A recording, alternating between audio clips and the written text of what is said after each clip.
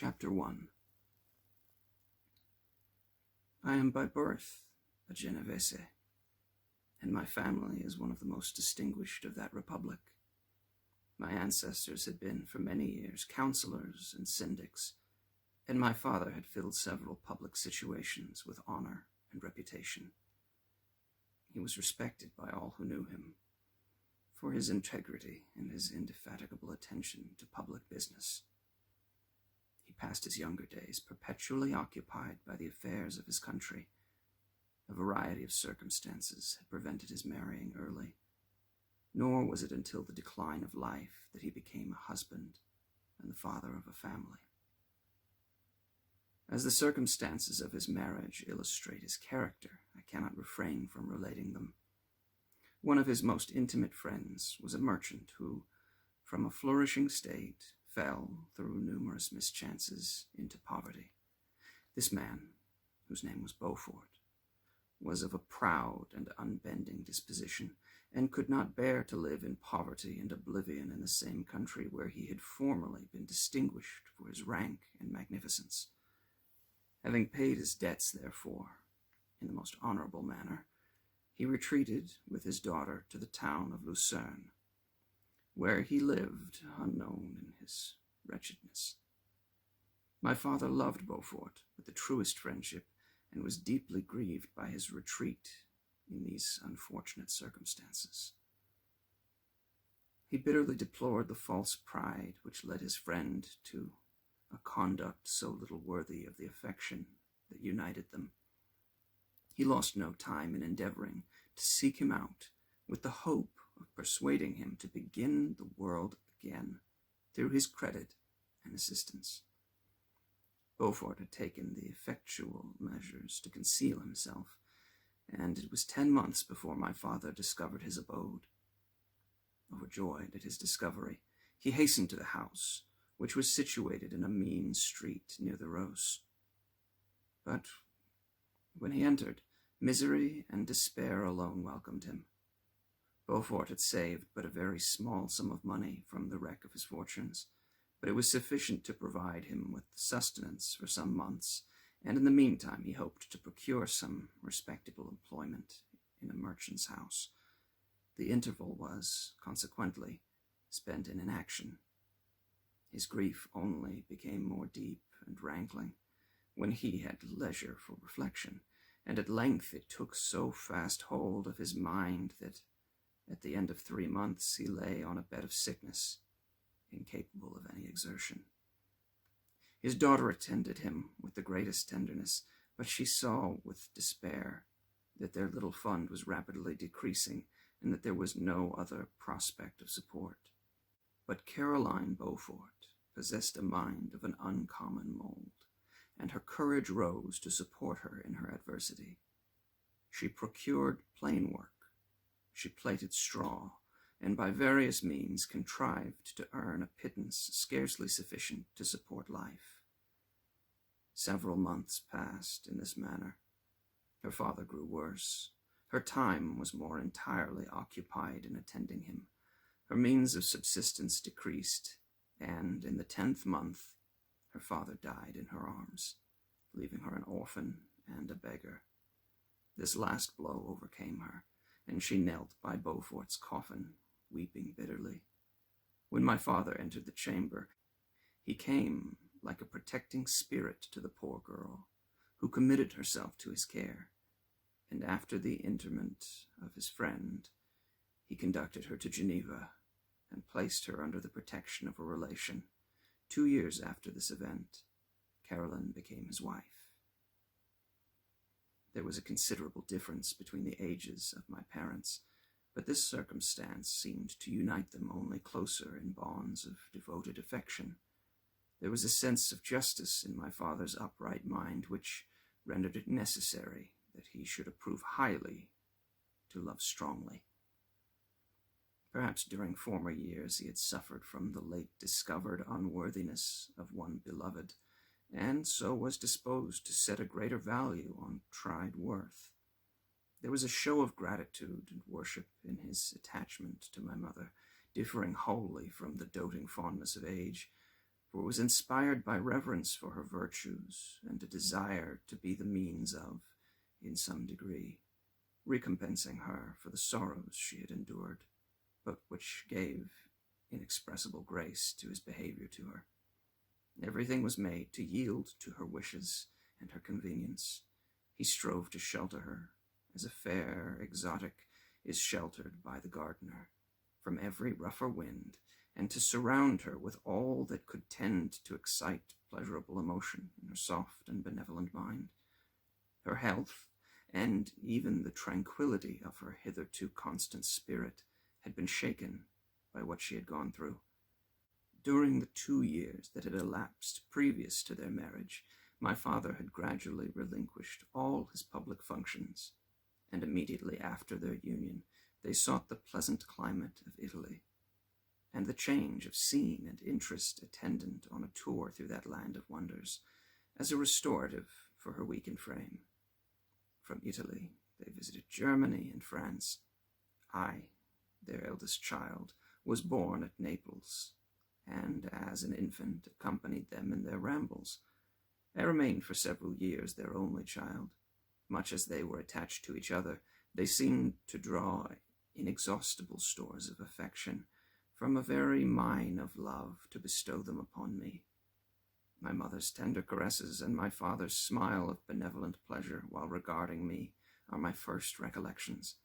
I was their plaything and their idol, and something better, their child, the innocent and helpless creature bestowed on them by heaven, whom to bring up to good, and whose future lot it was in their hands to direct to happiness or misery, according as they fulfilled their duties toward me. With this deep consciousness of what they owed towards the being to which they had given life, added to the active spirit of tenderness that animated both, it may be imagined that while, during every hour of my infant life, I received a lesson of patience, of charity, and of self-control, I was so guided by a silken cord that all seemed but one train of enjoyment to me. For a long time I was their only care. My mother had much desired to have a daughter, but I continued their single offspring.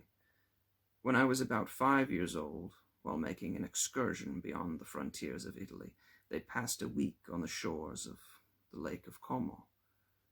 Their benevolent disposition often made them enter the cottages of the poor.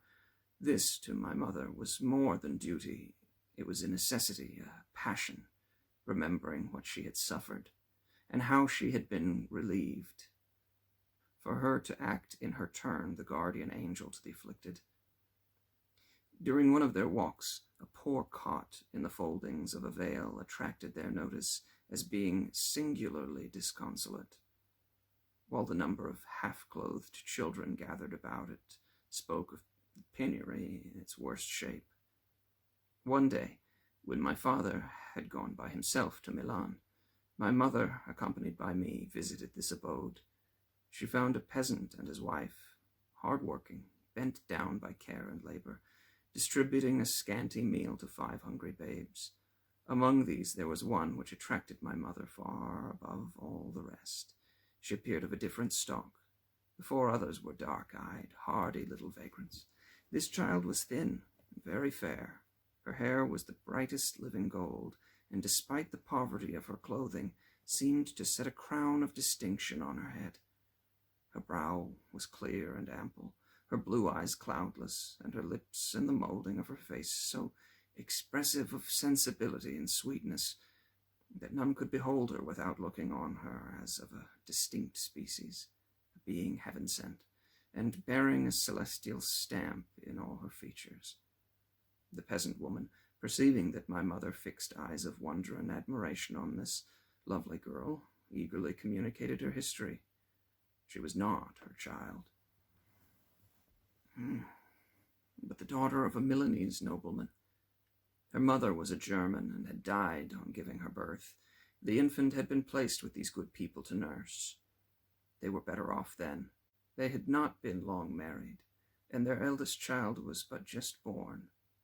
The father of their charge was one of those Italians nursed in the memory of the antique glory of Italy, one among the schiavi ognor frementi, who exerted himself to obtain the liberty of his country. He became the victim of its weakness. Whether he had died or still lingered in the dungeons of Austria was unknown. His property was confiscated. His child became an orphan and a beggar. She continued with her foster parents and bloomed in their rude abode, fairer than a garden rose among dark-leaved brambles. When my father returned from Milan, he found playing with me in the hall of our villa a child, fairer than pictured cherub, a creature who seemed to shed radiance from her looks, and whose form and motions were lighter than the chamois of the hills. The apparition was soon explained. With his permission, my mother prevailed on her rustic guardians to yield their charge to her. They were fond of the sweet orphan. Her presence had seemed a blessing to them, but it would be unfair to her to keep her in poverty and want when Providence afforded her such powerful protection. They consulted the village priest, and the result was that Elizabeth Lavenza became the inmate of my parents' house, my more-than-sister, the beautiful and adored companion of all of my occupations and pleasures. Everyone loved Elizabeth. The passionate and almost reverential attachment with which all regarded her became, while I shared it, my pride and my delight. On the evening previous to her being brought to my home, my mother had said playfully, "I have a pretty present for my Victor. Tomorrow he shall have it."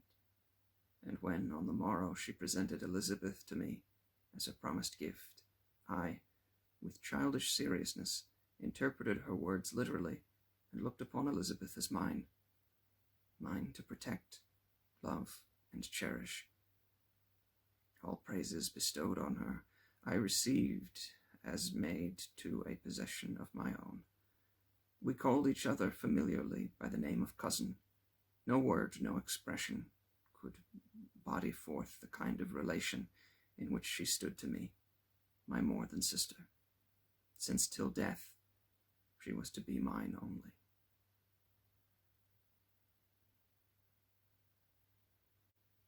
Chapter 2.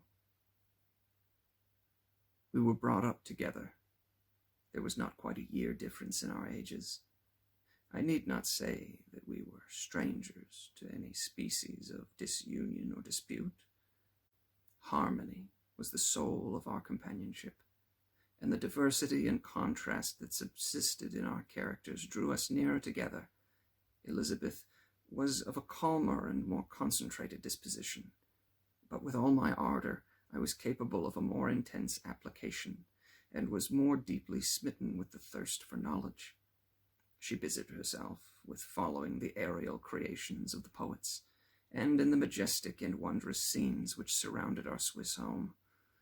The sublime shapes of the mountains, the changes of the seasons, tempest and calm, the silence of winter, and the life and turbulence of our alpine summers, she found ample scope for admiration and delight, while my companion contemplated with a serious and satisfied spirit the magnificent appearance of things. I delighted in investigating their causes. The world was to me a secret, which I desired to divine. Curiosity, earnest research to learn the hidden laws of nature, gladness akin to rapture, as they were unfolded to me, are among the earliest sensations that I can remember. On the birth of a second son, my junior by 7 years, my parents gave up entirely their wandering life and fixed themselves in their native country. We possessed a house in Geneva and a campagne on Belle Rive, and the eastern shore of the lake, at the distance of rather more than a league from the city. We resided principally in the latter, and the lives of my parents were passed in considerable seclusion. It was my temper to avoid a crowd and to attach myself fervently to a few.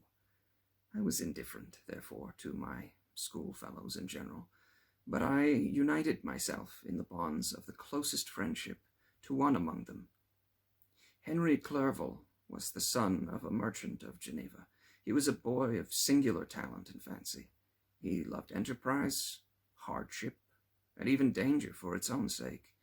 He was deeply read in books of chivalry and romance. He composed heroic songs and began to write many a tale of enchantment and knightly adventure. He tried to make us act plays and to enter into masquerades in which the characters were drawn from the heroes of Roncesvalles and of the Round Table of King Arthur, and the chivalrous train who shed their blood to redeem the Holy Sepulchre from the hands of the infidels. No human being could have passed a happier childhood than myself. My parents were possessed by the very spirit of kindness and indulgence. We felt that they were not the tyrants to rule our lot according to their caprice, but the agents and creators of all the many delights which we enjoyed. When I mingled with other families, I distinctly discerned how peculiarly fortunate my lot was, and gratitude assisted the development of filial love. My temper was sometimes violent, and my passions vehement, but by some law in my temperature, they were turned not towards childish pursuits, but to an eager desire to learn, and not to learn all things indiscriminately. I confess that neither the structure of languages, nor the code of governments, nor the politics of various states possessed attractions for me. It was the secrets of heaven and earth that I desired to learn, and whether it was the outward substance of things, or the inner spirit of nature, and the mysterious soul of man that occupied me, still my inquiries were directed to the metaphysical, or in its highest sense, the physical secrets of this world. Meanwhile, Clerval occupied himself, so to speak, with the moral relations of things. The busy stage of life, the virtues of heroes, and the actions of men were his theme, and his hope and his dream was to become one among those whose names are recorded in story as the gallant and adventurous benefactors of our species. The saintly soul of Elizabeth shone like a shine-dedicated lamp in our peaceful home. Her sympathy was ours, her smile, her soft voice, the sweet glance of her celestial eyes were ever there to bless and animate us. She was the living spirit of love to soften and attract. I might have become sullen in my study, rough through the ardor of my nature, but that she was there to subdue me to a semblance of her own gentleness, and Clerval could aught ill entrench on the noble spirit of Clerval. Yet he might not have been so perfectly humane, so thoughtful in his generosity, so full of kindness and tenderness amidst his passion for adventurous exploit, had she not unfolded to him the real loveliness of beneficence, and made the doing good the end and aim of his soaring ambition. I feel exquisite pleasure in dwelling on the recollections of childhood, before misfortune had tainted my mind and changed its bright visions of extensive usefulness into gloomy and narrow reflections upon self. Besides, in drawing the picture of my early days, I also record those events which led, by insensible steps, to my after tale of misery. For when I would account to myself for the birth of that passion which afterwards ruled my destiny, I find it arise like a mountain river from ignoble and almost forgotten sources, but swelling as it proceeded, it became the torrent which, in its course, has swept away all my hopes and joys. Natural philosophy is the genius that has regulated my fate. I desire, therefore, in this narration to state those facts which led to my predilection for that science, When I was 13 years of age, we all went on a party of pleasure to the baths near Thonon. The inclemency of the weather obliged us to remain a day confined to the inn.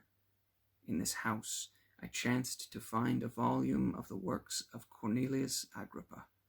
I opened it with apathy. The theory which he attempts to demonstrate and the wonderful facts which he relates soon changed this feeling into enthusiasm.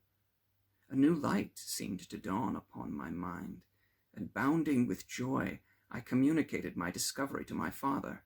My father looked carelessly at the title page of my book and said, "Ah, Cornelius Agrippa, my dear Victor, do not waste your time upon this. It is sad trash." If instead of this remark, my father had taken the pains to explain to me that the principles of Agrippa had been entirely exploded, and that a modern system of science had been introduced which possessed much greater powers than the ancient, because of the powers of the latter were chimerical, while those of the former were real and practical. Under such circumstances, I should certainly have thrown Agrippa aside, and have contented my imagination, warmed as it was, by returning with greater ardor to my former studies. It is even possible that the train of my ideas would never have received the fatal impulse that led to my ruin. But the cursory glance my father had taken of the volume by no means assured me that he was acquainted with its contents, and I continued to read with the greatest avidity. When I returned home, my first care was to procure the whole works of this author, and afterwards of Paracelsus and Albertus Magnus, and I read and I studied the wild fancies of these writers with delight. They appeared to me treasures known to few besides myself. I've described myself as always having been imbued with a fervent longing to penetrate the secrets of nature. In spite of the intense labor and wonderful discoveries of modern philosophers, I always came from my studies discontented and unsatisfied. Sir Isaac Newton is said to have avowed that he felt like a child picking up shells beside the great and unexplored oceans of truth. Those of his successors in each branch of natural philosophy with whom I was acquainted appeared even to my boy's apprehensions as tyros engaged in the same pursuit. The untaught peasant beheld the elements around him and was acquainted with their practical uses. The most learned philosopher knew little more. He had partially unveiled the face of nature, but her immortal lineaments were still a wonder and a mystery. He might dissect, anatomize, and give names, but not to speak of a final cause. Causes, in their secondary and tertiary grades, were utterly unknown to him. I had gazed upon the fortifications and impediments that seemed to keep human beings from entering the citadel of nature, and rashly and ignorantly I had repined. But here were books, and here were men who had penetrated deeper and knew more. I took their word for all that they averred, and I became their disciple. It may appear strange that such should arise in the 18th century, but while I followed the routine of education in the schools of Geneva, I was to a great degree self-taught with regard to my favorite studies. My father was not scientific, and I was left to struggle with a child's blindness, added to a student's thirst for knowledge. Under the guidance of my new preceptors, I entered with the greatest diligence into the search of the philosopher's stone and the elixir of life. But the latter soon obtained my undivided attention. Wealth was an inferior object, but what glory would attend the discovery if I could banish disease from the human frame, and render man invulnerable to any but a violent death.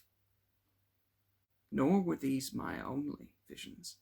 The raising of ghosts or devils was a promise liberally accorded by my favorite authors, the fulfillment of which I most eagerly sought, and if my incantations were always unsuccessful, I attributed the failure rather to my own inexperience and mistake than to a want of skill or fidelity in my instructors, and thus for a time I was occupied by exploded systems, mingling, like an unadept, 1,000 contradictory theories, and floundering desperately in a very slough of multifarious knowledge, guided by an ardent imagination and childish reasoning, till an accident again changed the current of my ideas. When I was about 15 years old, we had retired to our house near Bellerive, when we witnessed a most violent and terrible thunderstorm. It advanced from behind the mountains of Jura, and the thunder burst at once with frightful loudness from various quarters of the heavens. I remained while the storm lasted, watching its progress with curiosity and delight. As I stood at the door, on a sudden, I beheld a stream of fire issue from an old and beautiful oak, which stood about 20 yards from our house, and so soon as the dazzling light vanished, the oak had disappeared, and nothing remained but a blasted stump. When we visited it the next morning, we found the tree shattered in a singular manner. It was not splintered by the shock, but entirely reduced to thin ribbons of wood. I never beheld anything so utterly destroyed. Before this, I was not unacquainted with the more obvious laws of electricity. On this occasion, a man of great research in natural philosophy was with us, and excited by this catastrophe, he entered on the explanation of a theory which he had formed on the subject of electricity and galvanism, which was at once new and astonishing to me. All that he said threw greatly into the shade Cornelius Agrippa, Albertus Magnus, and Paracelsus, the lords of my imagination, but by some fatality, the overthrow of these men disinclined me to pursue my accustomed studies. It seemed to me as if nothing would or could ever be known. All that had so long engaged my attention suddenly grew despicable by one of those caprices of the mind which we are perhaps most subject to in early youth. I at once gave up my former occupations, set down natural history and all its progeny as a deformed and abortive creation, and entertained the greatest disdain for a would-be science which could never even step within the threshold of real knowledge. In this mood of mind, I betook myself to the mathematics and the branches of study appertaining to that science as being built upon secure foundations, and so worthy of my consideration. Thus, strangely are our souls constructed, and by such slight ligaments are we bound to prosperity or ruin. When I look back, it seems to me as if this almost miraculous change of inclination and will was the immediate suggestion of the guardian angel of my life, the last effort made by the spirit of preservation to avert the storm that was even then hanging in the stars and ready to envelop me. Her victory was announced by an unusual tranquility and gladness of soul which followed the relinquishing of my ancient and latterly tormenting studies. It was thus that I was to be taught to associate evil with their disregard. It was a strong effort of the spirit of good, but it was ineffectual. Destiny was too potent, and her immutable laws had decreed my utter and terrible destruction.